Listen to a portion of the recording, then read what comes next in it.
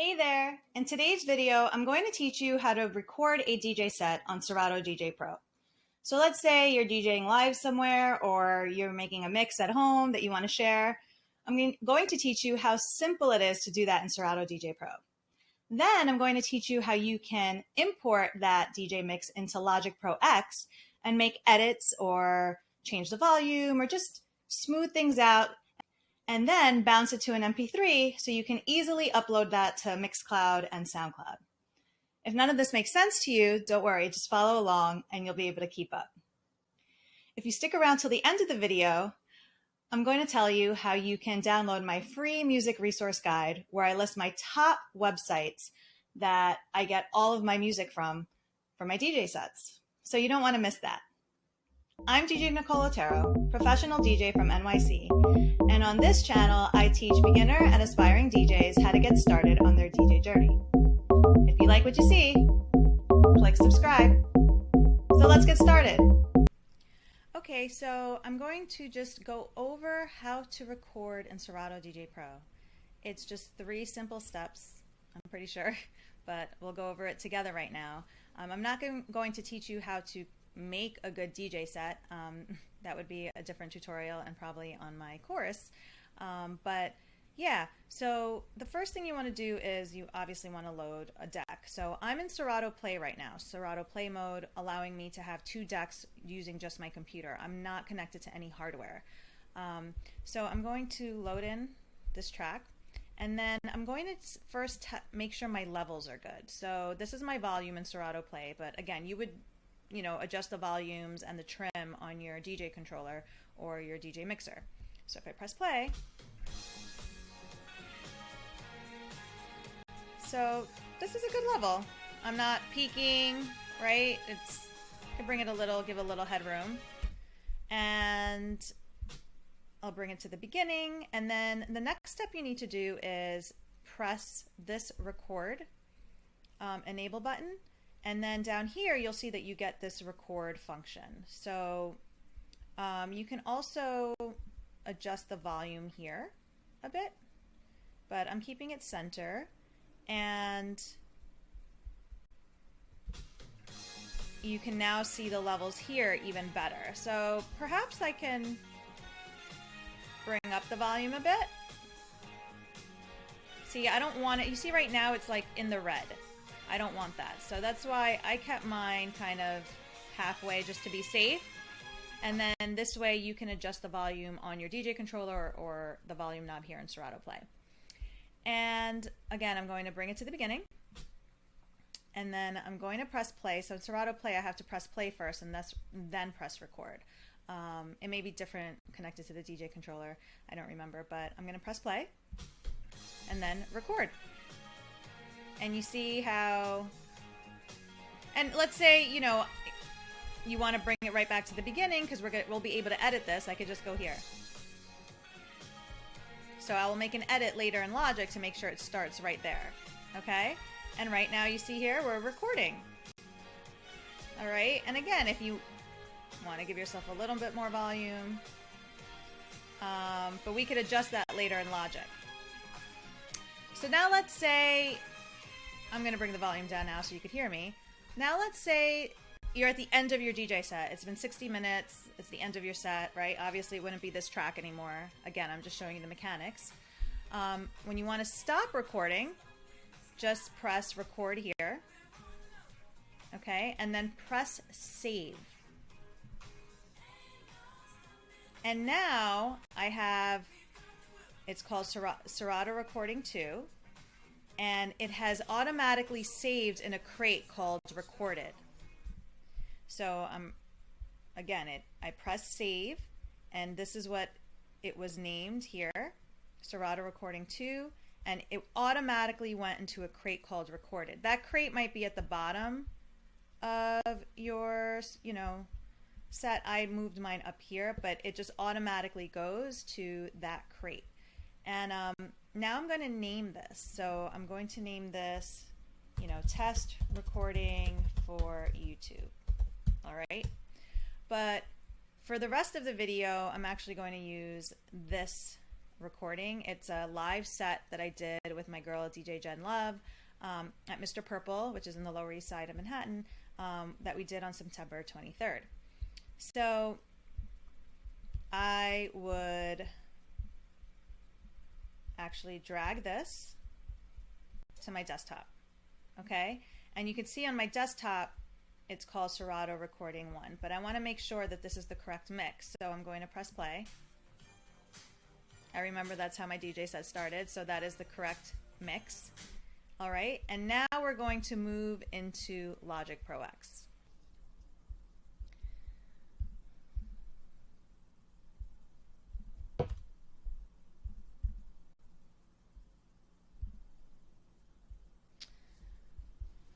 So you definitely want to drag your, so we're going to drag my DJ set into Logic Pro X, and it will probably ask you to convert it to, it may ask you to convert to a different sample rate. Just say convert. Mine was already created, the session, and I also saved my session. So you want to save your session right away. You want to go to Save As, and I named it Mr. Purple YouTube Tutorial, and I actually saved it onto my desktop, so that's what I recommend for you. I already have this session saved, but pick desktop and then make sure it's a folder and check audio files. But again, pick desktop. I'm just not doing it right now because I already created this, and then press save. And then you can check that it was saved correctly by going to your desktop, and here's my session. And you can see that my session's here, my audio files that I just dragged in, okay? That's how you check your work.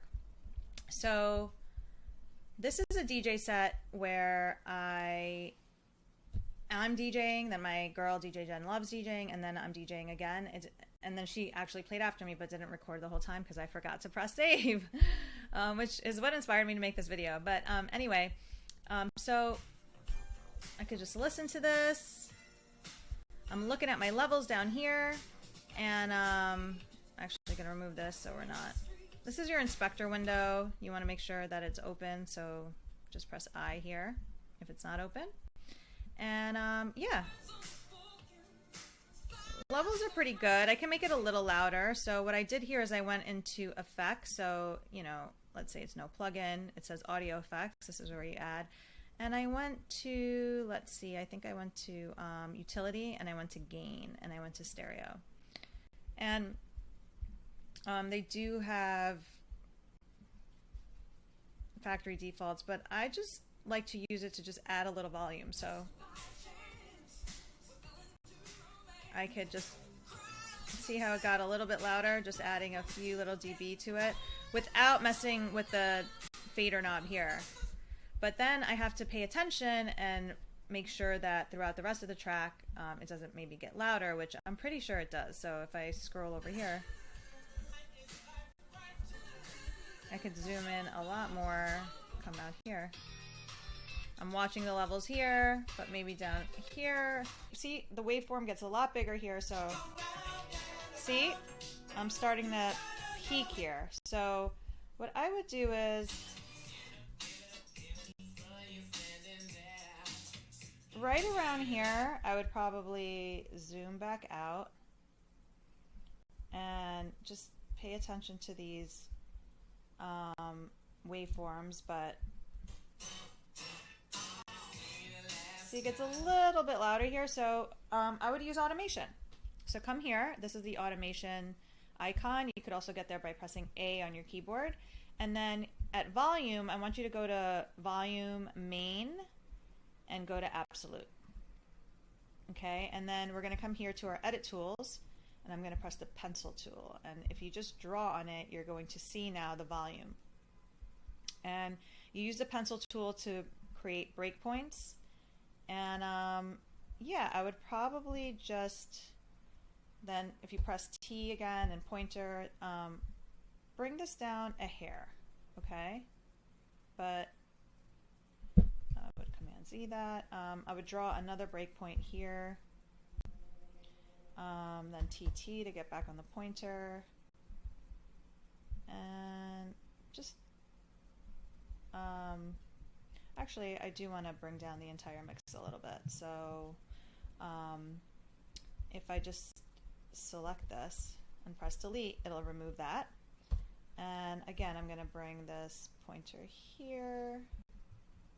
Oh, actually, just leave it like that. Let's see what that sounds like. Actually. So I'm watching the levels here. That was a bit much, so I'm going to make it a little less noticeable. Just a hair. Right? And my levels are still okay. But that's how you adjust automation, okay? I actually didn't really need... So that's how you adjust the automation. You want to do that throughout the track. It's a great way to make sure you're not peaking anywhere, okay? See, like I'm really loud here again.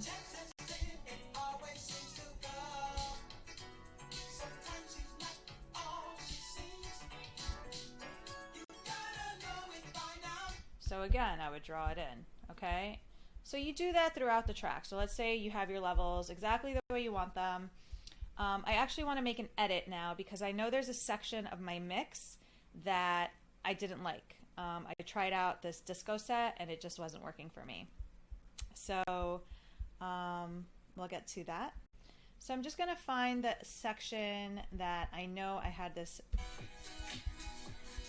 disco area. It was right after this record. Alright, so right around here.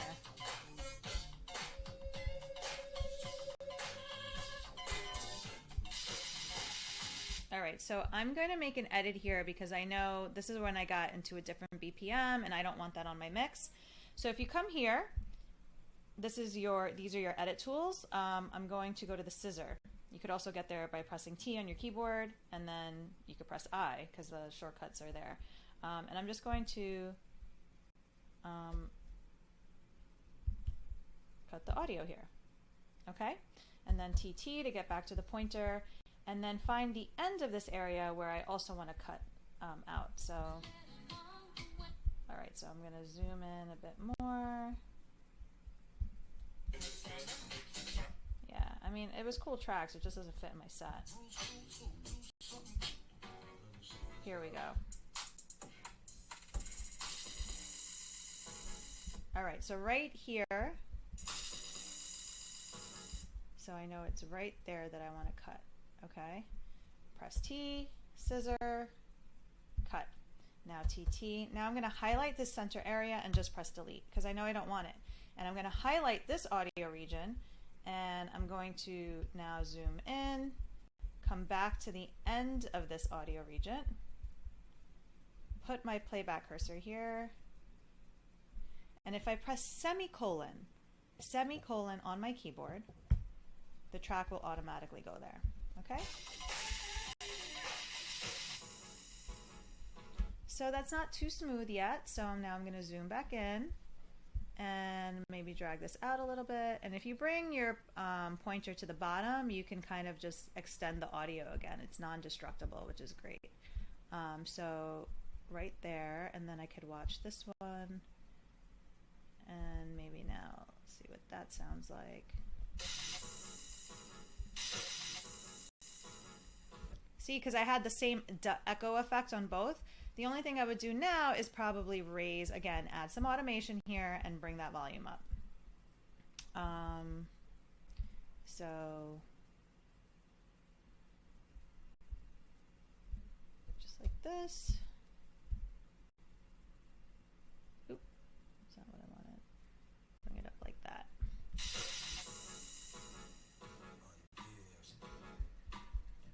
And then I notice it's going to get louder here, so I'm probably going to now create another breakpoint right here where I can bring the volume down.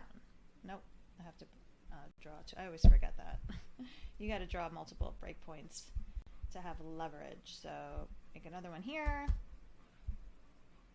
and then bring it maybe down to here. And I'm watching the volume here.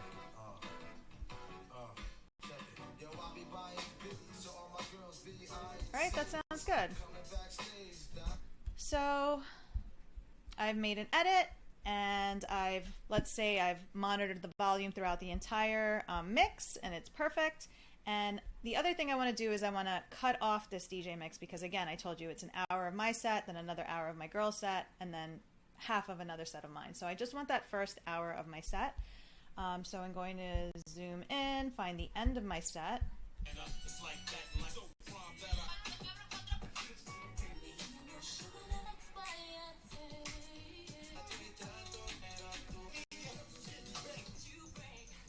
Okay, I remember this is the end of my set.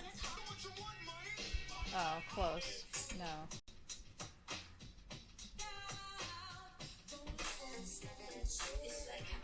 Okay.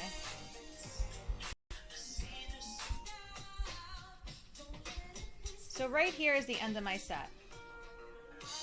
So I'm going to zoom in a bit, and then I'm just going to put the scissor tool again. And then I'm not going to delete the end of this because I may still use it, so I'm going to add another audio track. Bring this down here and mute this because I will not be using this. And then I want to create a fade out. So again, you could just do automation. Cool thing to do. And then just fade it out like that. And you could even make the fade out longer, right? And then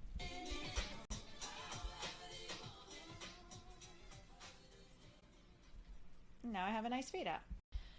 So now I have my mix exactly how I want it. The final step is to bounce it to an MP3. And you want to bounce it to an MP3 because you want a compressed file format to upload to a website so it's easier to play back. That's what all streaming is, they're MP3s. I'm going to pay attention to when this ends. So this actually ends at measure 16:59.3. Okay, so even if I ended it at 16:60, that would be safe. And make sure everything is looking like it's together, right? I mean, it takes time if you're listening to an entire hour mix, make sure everything looks good, but I'm gonna bring it to the beginning. And then to bounce, make sure if you have any other audio tracks, they're muted. The one that you're using, make sure it's not muted. And I'm going to come to File and go to Bounce, and then Project or Section. So you can also press Command B, okay? And then now I paid attention to the end because it's starting at 1, measure 1, beat 1, right? That's good. But this is ending way too far because of those other audio tracks I had. So I'm going to type in 16:60 just to be safe. Offline, I have MP3 checked. I don't want a WAV file. That's what PCM is for. I'm going to leave it at 16-bit. Offline means that it's going to bounce it not in real time, so it'll happen faster. So let's get that going. So again, make sure it's the right measure that it's ending. That's really important. And then, okay. And now I'm going to name this. So it's automatically going to go into your bounces folder. And yeah, I'm going to name this Live at Mr. Purple YouTube tutorial. Don't do anything, just let it go into your bounces and then press bounce. And now it's doing it and not in real time, a lot faster than if you were playing it in real time. It'll probably just take a couple of minutes rather than having to listen to it the entire hour while it's bouncing. And then it's going to normalize it, which kind of just makes the levels all even and loud. It'll normalize it to the highest point of that dB of the entire mix, and then it converts it to MP3. So that's what's happening now, which is what we want. We want this to be an MP3. And voila, it should be bounced now, but you have to double check it. Like everything else, you have to use your ears to double check all audio work. Don't be fooled by all the visuals. So I'm going to minimize my screen.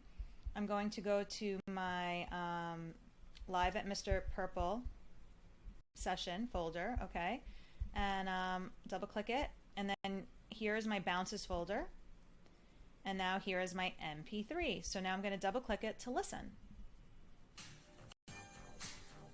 Okay, and I'm playing it off Apple Music, and then I would just scroll through it Okay, I would listen to it from beginning to end. Hopefully it's all there.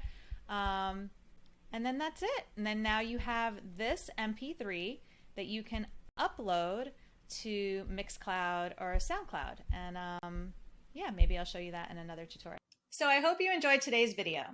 As promised, if you would like to download my free music resource guide, just scroll down to the bottom of this video and hit the link, and you'll be able to download my top websites where I get all of my music for my DJ sets. I'm DJ Nicole Otero, professional DJ from NYC, and on this channel, I teach aspiring DJs how to get started on their DJ journey. If you like what you see, click subscribe. See you next time, DJ.